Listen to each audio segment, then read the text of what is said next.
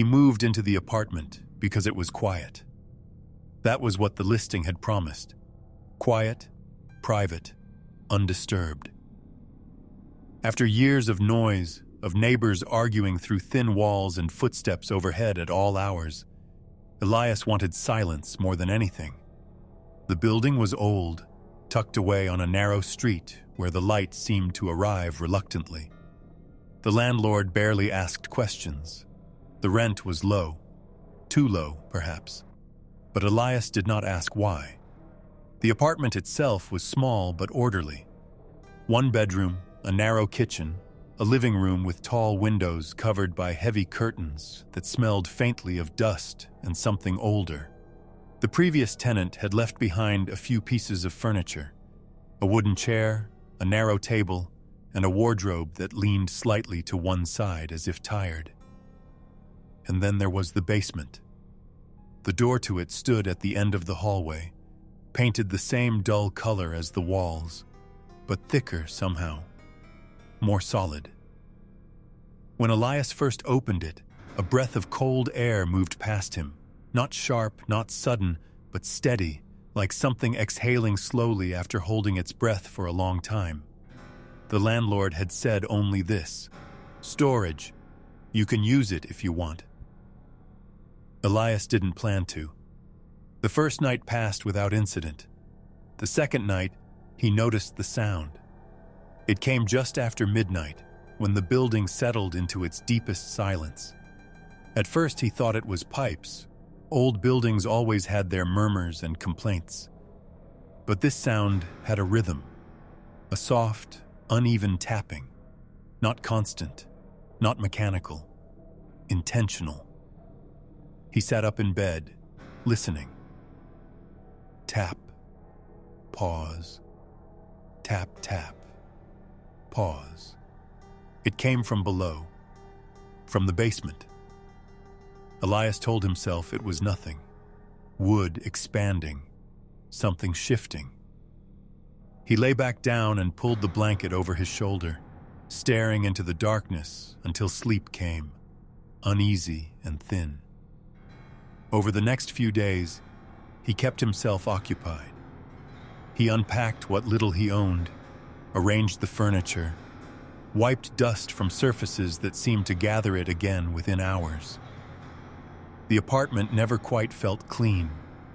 The air lingered, heavy with something he couldn't name. The basement door remained closed, but he became aware of it. Not in a dramatic way. Not at first. Just a quiet awareness, like remembering a word you haven't said yet. When he passed it in the hallway, he found himself slowing slightly, listening without meaning to. Sometimes he thought he heard something, a faint scrape, a whisper of movement. Once he was certain he heard a voice. He stopped in front of the door, heart beating faster than it should have, and leaned closer. Nothing. Only silence pressing back at him. On the fifth night, the tapping returned, louder this time. Tap, tap, tap. Elias sat up again. But this time he didn't stay in bed. He swung his legs over the side and stood, the floor cool beneath his feet. The sound continued, patient and persistent. He walked into the hallway.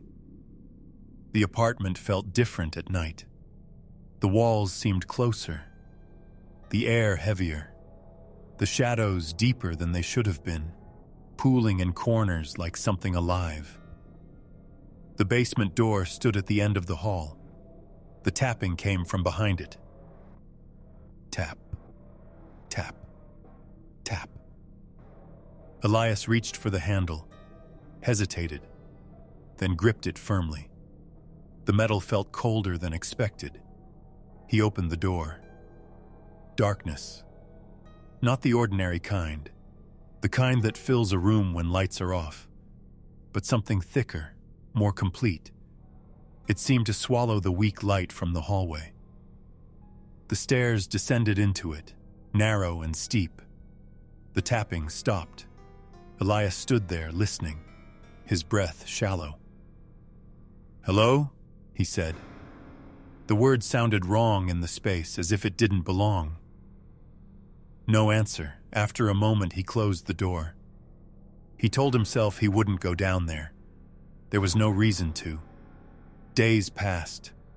The apartment remained quiet. Too quiet.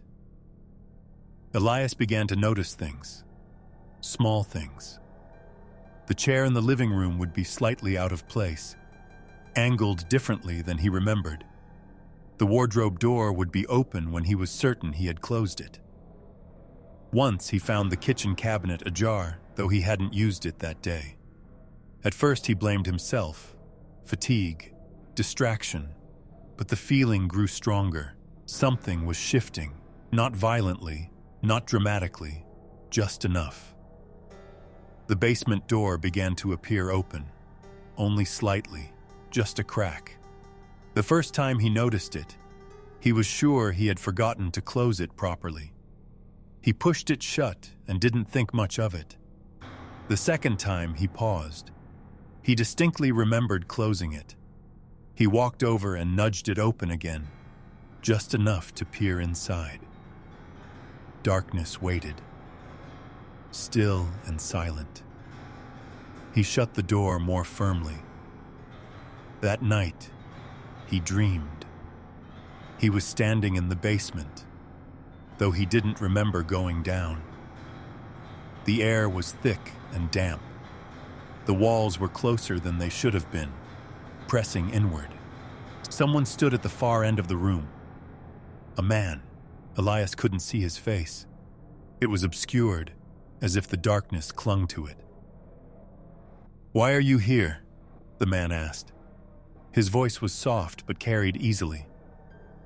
Elias tried to answer, but no sound came out. The man took a step closer. "You shouldn't be here," he said. Elias woke abruptly, his chest tight. The apartment was silent, but something felt wrong. The basement door was open, wide open. Elias stared at it from the bedroom doorway, a slow unease spreading through him. He was certain, completely certain, that he had closed it before going to bed. He approached it carefully. The darkness below seemed deeper than before. He stood at the top of the stairs, gripping the frame. "Hello?" he called again. Silence. But not empty silence. This time it felt occupied. He went down, one step at a time. The air grew colder as he descended, though there was no breeze. The darkness thickened, pressing against his eyes until shapes barely held their form. At the bottom, he paused. The basement was larger than he expected. Bare walls, concrete floor, a few scattered objects, boxes, an old chair, something covered by a cloth. And then he saw it. Another door. At the far end of the basement. It hadn't been there before. Elias was sure of it. He walked toward it slowly, each step deliberate. The air seemed to resist him, as if he were moving through something dense and unseen. The door was slightly open, a thin line of darkness beyond darkness. He reached out and pushed it. It creaked softly. Inside was a small room, empty, except for one thing. A chair, and someone sitting in it. The man from his dream. He looked up. This time Elias could see his face, and it was his own. Not exactly. There were differences. The eyes were darker, the expression strained, as if worn down by something unseen. "You shouldn't be here," the man said again. Elias stepped back. "What is this?" he whispered. The man tilted his head. "This is where you stay," he said. "No," Elias said quickly. "No, I live upstairs." The man's expression didn't change. "Do you?" Elias stumbled backward out of the room, his breath uneven. The basement seemed to shift around him, the walls subtly changing their distance, their angles. He turned and ran up the stairs, nearly losing his footing in his haste. At the top, he slammed the basement door shut and pressed his back against it.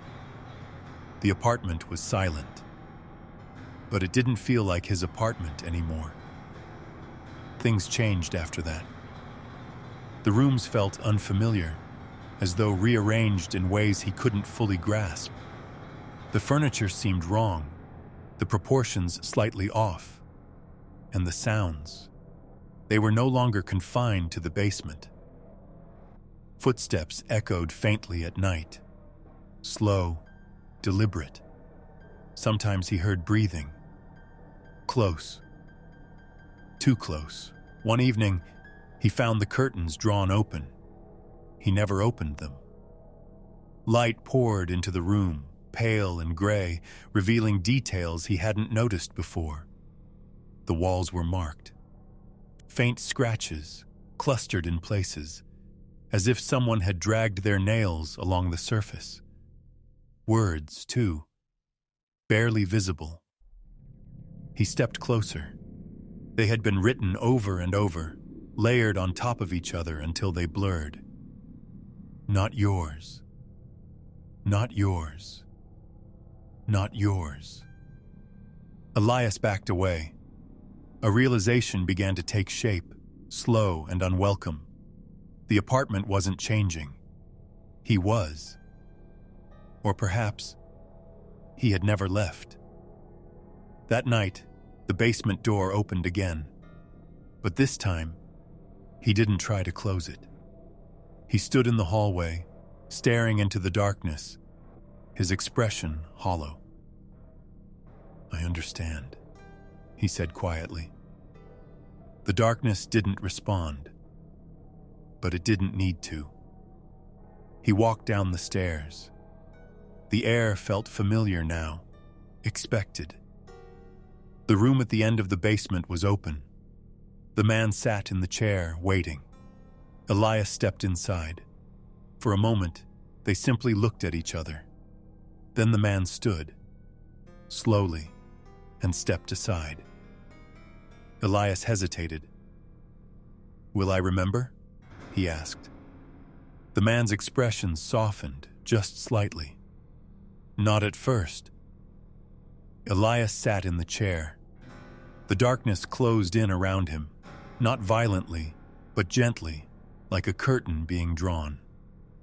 The last thing he saw was the other version of himself walking toward the stairs, going up. Above, the apartment remained quiet, undisturbed, waiting for someone who would believe it was empty.